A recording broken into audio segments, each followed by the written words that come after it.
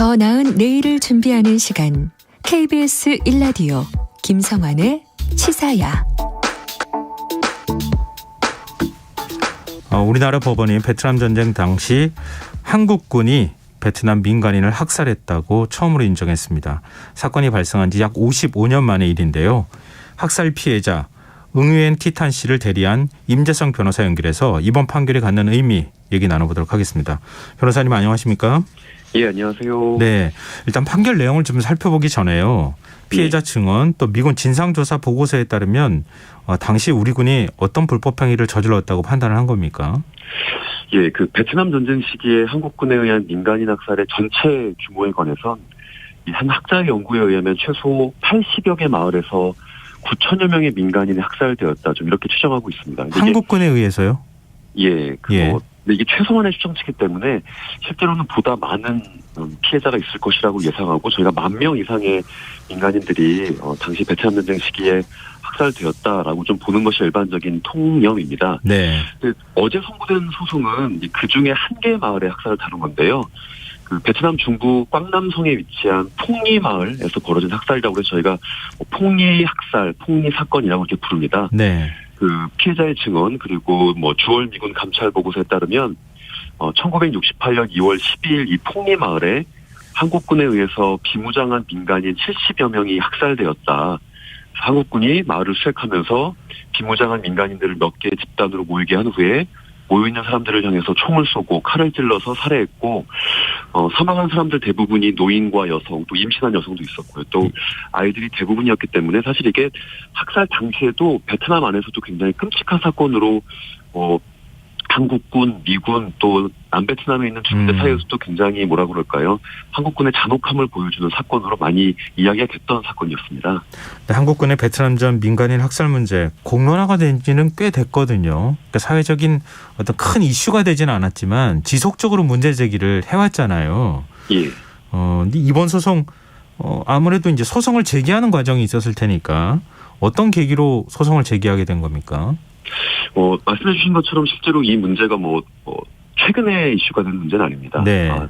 저희가 이제 공론화를 기준으로 따져보면 1999년에 한겨레 20일이라고 하는 주간지에서 피해자들의 진술을 생생히 기록한 기사가 최초로 공개가 되었고 네. 사회적인 반향이 꽤 컸었습니다. 네. 그리고 나서 3, 4년 동안 좀 논의가 있었지만 결국 당시에 정부도 이 문제에 대해서 진작에 좀 대면하지 않았고 사회 역시도 어떻게 보면 좀 익숙한 사건 같이 되어버렸죠. 그러다가 2015년에 베트남전 민간인 학살 피해자 2명이 최초로 한국을 방문합니다. 네. 8년 전의 일인데요. 최초의 공론화부터 15년이 지나고 나서야 피해자들이 한국에 직접 방문을 해서 자신의 피해를 증언하고 또 한국 정부의 책임 있는 조치를 호소했었는데 당시의 변호사들도 역시 그 방안을 보면서 이게 이 문제가 이렇게 오랫동안 해결되지 않고 있었구나. 그리고 우리가 뭔가 이 문제에 대해서 좀 법률가로서 역할을 해야 되겠다라는 생각들을 좀 하게 됩니다. 저도 그 중에 한 명이었었는데요. 네네. 그리고 이제 베트남을 방문을 하고 피해자분들을 뵙고 또 이제 지역들을 실제로 조사를 하면서 소송으로도 이 문제를 한번 다뤄볼 수 있겠다라는 좀 판단을 하게 됩니다. 그래서 2015년, 16년부터 좀 이 소송을 준비하고 2020년에 소장을 접수하고 3년 만에 판결을 받게 된 이런 흐름들이 있습니다. 이번에 소송을 제기한 피해자 응유엔 티탄 씨, 이렇게 소송을 제기하는 데는 굉장히 큰 용기가 필요했을 것 같아요. 두 가지 용기가 있었을 것 같은데요. 네. 제가 응유엔 티탄 씨를 2015년부터 쭉 뵈왔고 말씀도 듣고 또 한국에 오시면 그 티탄 씨와 같이 이제 좀 증언을 하는 과정에서 옆에 있었는데. 예. 하나의 용기는 이제 의심스러운 눈빛 앞에서 증언을 하는 용기라고 좀 봅니다.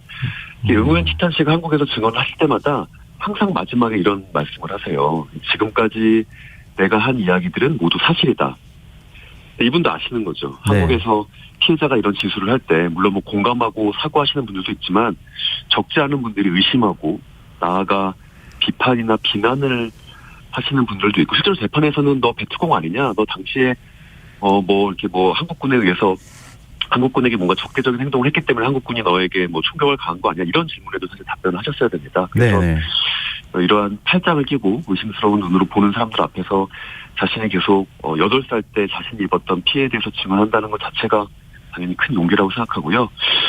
또 다른 용기는 이 베트남이 한국만큼 자유로운 정치 체제가 아닙니다. 그래서 자국민이 다른 국가를 상대로 소송을 제기하는 것이 사실 좀 이례적이죠. 그래서 저희가 소송을 처음 제기할 때도 응우엔 티탄 씨에게 만약에 소송을 제기하면 유무형의 압박이 올 수 있을 거다. 그리고 그렇게 예상도 할 수 있다라고 말씀을 드렸는데 네. 응우엔 티탄 씨는 괜찮다. 나는 진실을 얘기하는 거고 실제로 우리 마을에서 70여 분이 돌아가셨고 그 영혼들이 나를 지켜해 주실 것이기 때문에 난 용기를 낸다라고 얘기하셨는데 실제로 소송 과정에서 베트남이 당연히 이 문제에 대해서 아주 관심 있게 지켜보고 있었을 텐데도 불구하고 네. 정작 당사자에게는 그 어떠한 유무형의 압박도 하지 않았습니다. 사실상 어떻게 보면 이 소송을 용인한 거라고 보이는데요. 네. 그건 이제 걱정했던 부분이고 용기를 내셨는데 다행히 좀 그런 일이 없어서 저희가 안심하고 있는 부분입니다. 네. 근데 지금 이제 말씀하시고 또 사건의 그 내용에 대해서도 얘기를 해주셨는데요. 재판부 응애 씨 주장 대부분을 사실로 인정한 겁니까? 예, 전부 승소라고 보시면 되고요. 예. 뭐 법률적 쟁점이나 사실적 쟁점들이 여러 개 있었는데 모두 피해자 측 원고가 주장하는 것을 인정하고 받아들여졌습니다. 근데 당시에 그 민간인 학살이 이루어졌을 당시에 우리 군인이었던 한국인의 증언도 있었다고 하더라고요. 예, 그 참전 군인분이 직접 법정에 나오셔서 1968년 2월 12일에 내가 풍리마을에서 작전을 했고 또 거기에서 한국군에 의한 민간인 학살이 있었다라는 것들을 증언해 주셨습니다. 사실 법정에서 당연히 최초의 증언이었고 네. 또 그분 역시도 엄청 큰 용기를 내신 거죠.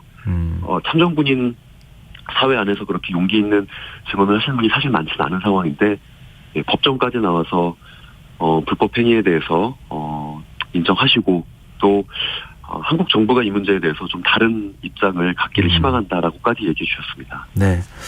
이번 이제 승소 소식을 응애 티탄 씨가 듣지 않았겠습니까? 어떤 반응 보였습니까? 제가 이 질문을 미리 봤고요. 네. 응우엔 티탄 선생님께서 하셨던 이야기를 좀 그대로 제가 좀 읽어보겠습니다. 예. 예, 승소 소식을 듣고 너무나 기쁘고 즐거웠습니다. 학살 사건의 영혼들이 저와 함께하며 저를 응원해 주었기 때문에 이런 결과가 나왔다고 생각합니다. 그 영혼들도 이제는 안식할 수 있을 것 같아서 기쁩니다.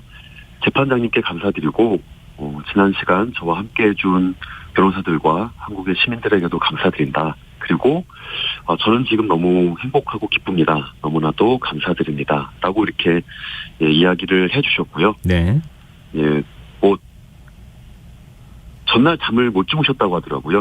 결국 저희가 계속 이제 이길 수도 있고 질 수도 있다. 네. 그리고 1심에서 우리가 이긴다 하더라도 아마 피고 대한민국은 항소를 할 거기 때문에 실제로 마지막 최종 결과가 나올 때까지는 또 한참의 결과가 나올 수도 있다. 하지만 당연히 우리는 이기기 위해서 최선을 다하겠다라고 말씀을 드렸기 때문에 질 수도 있다라는 생각들을 하시고 전날 한숨도 못 주무시고 이 선고 결과가 나오는 그 순간까지 계속 기다리셨는데 저희가 다 이겼다라고 말씀을 드리니까 이렇게 많이 기뻐하시면서 이야기를 전해주셨습니다. 네. 근데 이번 재판의 쟁점 가운데 하나는 소멸시효가 만료됐느냐 안 됐느냐 이 부분이었다고 알고 있거든요. 근데 재판부의 판단 상당히 의미심장하다 이런 평가들이 나오고 있어요.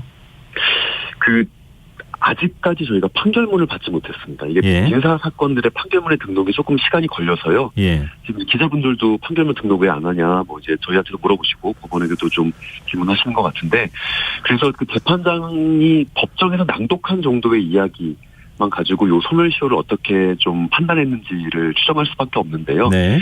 일단 굉장히 오래전에 일어난 사건이죠. 그래서 소멸시효가 완성된 건 사실입니다. 네. 있음날로부터 5년이 지났고 또 이제 권리를 행사할 수 있을 때부터 3년이 지난 건 사실이기 때문에 그런데 이제 재판장은 소멸시효가 완성됐지만 피고 대한민국이 소멸시효 항변을 하는 건 권리남용이라고 판단을 했습니다. 이게 통상의 과거사 사건들, 그러니까 과거의 집단학살이나 민간인 불법 살인에 대해서 소멸시효 항변을 배척하는 논리가 이제 권리남용인데 네. 실제로 재판부가 어떠한 논거를 들어서 이 권리남용을 했는지는 아직 판결문을 확인하지 않은 상황이기 때문에 좀 볼 수는 없지만 저희들은 좀 그렇게 주장을 했습니다. 실제로 이게 집단적이고 조직적인 불법 행위였고 피해자들의 진상규명 요구가 오래전부터 있었음에도 불구하고 네. 피고 대한민국이 그런 노력들을 전혀 하지 않았음에도 불구하고 지금 이 법정에 나와서 소멸시효 항변을 하는 건 국가로서의 무책임한 태도다. 이것을 인정하는 건 권리 위에 잠자는 자를 배척하는 것이 아니라 오히려 무책임한 정부의 편을 들어주는 것에 불과하다 이렇게 좀 주장을 했고요. 아마 그런 것들이 받아들여지지 않았나 저희가 추정하고 있습니다. 네. 이번 소송을 두고 참전 군인들의 명예는 어떡하느냐 이런 이제 반론도 좀 있는 것으로 알고 있는데요. 여기에 대해서 혹시 의견 갖고 계신 게 있습니까? 예, 당연히 그 문제가 좀 중요하다고 생각합니다. 네. 먼저 분명히 밝혀드릴 건 이 소송은 참전 군인분들의 명예를 훼손하거나 그 명예를 깎는 소송이 전 절대 아니라고 생각합니다. 네. 그 법정에 나오셔서 증언하셨던 참전 군인분께서 이렇게 얘기하셨어요. 진짜 군인 정신은 있었던 일에 대해서 당당히 인정하고 또 사과할 것은 사과하는 것이다. 오히려 그것을 미루고 있으니까 문제가 생기는 것이다. 나 역시도 군인 정신을 가지고 이곳에서 우리가 했었던 좀 안타까운 일 또 좀 부정의하다고 볼 수 있는 일에 대해서 당당히 증언하고 또 그것에 대해서 사과하고 또 필요한 책임이 있다면 또 책임을 지내기 위해서 나왔다라고 얘기하셨는데요. 네. 저는 오히려 그런 것들이 참전 군인분들의 명예를 더 높이는 모습이 아닐까라고 맞습니다. 생각을 합니다. 그런데 지금 이번 판결 이후에 피해자들의 추가 소송도 잇따를 가능성도 있지 않을까요? 그럴 가능성은 사실 지금 당장은 높지 않고요. 오히려 피해자들은 대한민국 정부에 이 문제에 대한 진실 규명과 사과를 원하고 있습니다.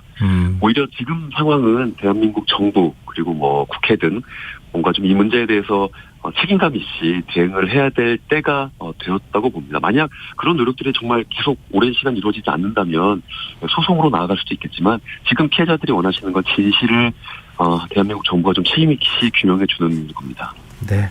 마지막으로 지금 이걸 여쭤보고 싶은데요. 한국군이 주둔했던 지역에 한국군 증오비가 아직도 남아있다고 하더라고요. 지금 이게 베트남 민간인 학살과 관련돼 있는 이 문제들 우리 사회가 앞으로 어떻게 풀어나가야 한다고 보십니까? 한국군 증오비, 남조선 증오비 이런 식의 비석들이 꽤 많이 있습니다. 지금 이 사건이 발생한 폭리마을만 해도 폭리마을 입구에 이런 비문이 있습니다. 베트남 민간인들이 남조선 군인들에 의하여 68년 2월 12일에 학살되었다. 이게 그 마을 사람들이 그 마을을 지나다니면서 계속 비문을 보는 거죠. 저는 이제는 응답해야 된다고 봅니다. 1심 판결이니까 지켜보자. 대법원까지 확정될 때까지 지켜보자가 아니라 1심 판결까지 아무것도 하지 않았다는 걸 부끄러워해야 되고 1심 판결이 나왔기 때문에 지금이라도 늦었지만 진실규명이라는 피해자들의 요구에 응답해야 된다. 이렇게 생각합니다. 네, 알겠습니다. 우리가 일본과의 관계에 있어서 피해자였었잖아요. 이제 또 다른 가해자가 될 수도 있다는 사실 기억해야 되지 않을까 싶네요. 네, 오늘 말씀 여기서 마무리하겠습니다. 고맙습니다. 예, 감사합니다. 네, 지금까지 임재성 변호사였습니다.